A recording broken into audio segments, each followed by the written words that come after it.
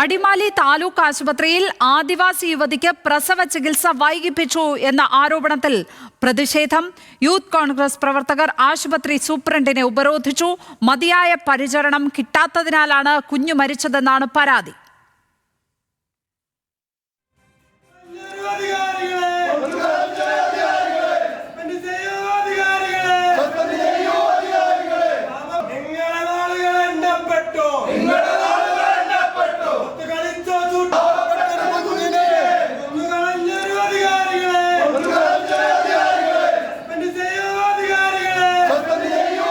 Alvin Thomas ചേരുന്നു അവിടെ നിന്നും. ആൽവിൻ, ഈ യുവതിക്ക് പ്രസവ ചികിത്സ വൈകിപ്പിക്കാനിടയായ സാഹചര്യം എന്താണ്? ആശുപത്രി അധികൃതരുടെ ഭാഗത്തു നിന്നുള്ള വിശദീകരണം എന്ത്? എപ്പോഴാണ് കുട്ടി മരിച്ചത്?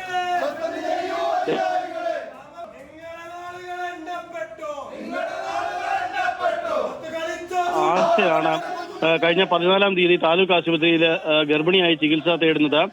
പിന്നീട് ആശുപത്രി ഒരു ഡേറ്റ് നിശ്ചയിച്ച് പ്രസവത്തിനായി ഡേറ്റ് നിശ്ചയിക്കുകയായിരുന്നു. അങ്ങനെ അവരെ മടക്കി അയച്ചു. പക്ഷേ 15-ാം തീയതി ഈ ആശയ്ക്ക് വീണ്ടും ദേഹാസ്വാസ്ഥ്യം ഉണ്ടായതിനെ തുടർന്ന് ആശുപത്രിയിലേക്ക് വന്നപ്പോൾ ആശുപത്രി അധികൃതർ വേണ്ടത്ര രീതിയിൽ പരിഹരിച്ചില്ല എന്നുള്ളതാണ് അവരുടെ പരാതിയായി ഉണ്ടായിരുന്നത്. തുടർന്ന് 19-ാം തീയതി പ്രസവം നടത്തിയപ്പോൾ കുഞ്ഞ് മരിക്കുന്ന സാഹചര്യം, നവജാത ശിശു മരിക്കുന്ന അവസ്ഥയും ഉണ്ടായിരുന്നു. ഇതിൽ ആശുപത്രി അധികൃതർക്ക് വീഴ്ചയുണ്ടായി എന്നുള്ളതാണ് അവർ പറയുന്നത്.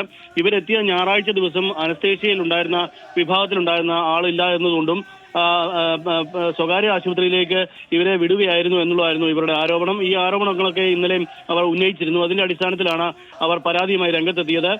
ഇപ്പോൾ പക്ഷേ ആശുപത്രി സൂപ്രണ്ട് പറഞ്ഞത് ഈ കുട്ടിയുടെ ഹൃദയമിടിപ്പിന് പ്രശ്നമുണ്ട് എന്നുള്ളത് നേരത്തെ തന്നെ വീട്ടുകാരെ അറിയിച്ചിരുന്നു എന്ന് പറഞ്ഞിരുന്നു. പക്ഷേ അത്തരം നേരത്തെ തന്നെ മുൻകൂട്ടി അറിയിച്ചിരുന്നു എന്നാണ് ആശുപത്രി അധികൃതരുടെ വിശദീകരണം. ഇപ്പോൾ അതിൽ പ്രതിഷേധിച്ച് യൂത്ത് കോൺഗ്രസ് ആണ് അടിമാലിയിൽ സൂപ്രണ്ടിനെ തടഞ്ഞു വെച്ചുകൊണ്ടുള്ള പ്രതിഷേധം നടത്തുന്നത്. യൂത്ത് കോൺഗ്രസിന്റെ അടിമാലിയിലുള്ള പ്രവർത്തകർ, ഇടുക്കിയിലുള്ള പ്രവർത്തകരാണ് ഇപ്പോൾ അത്തരത്തിൽ വലിയ പ്രതിഷേധവുമായി സൂപ്രണ്ടിനെ തടഞ്ഞു വെച്ചിരിക്കുന്നത്. DMO ഓഫീസിൽ നിന്ന് ഉൾപ്പെടെയുള്ള.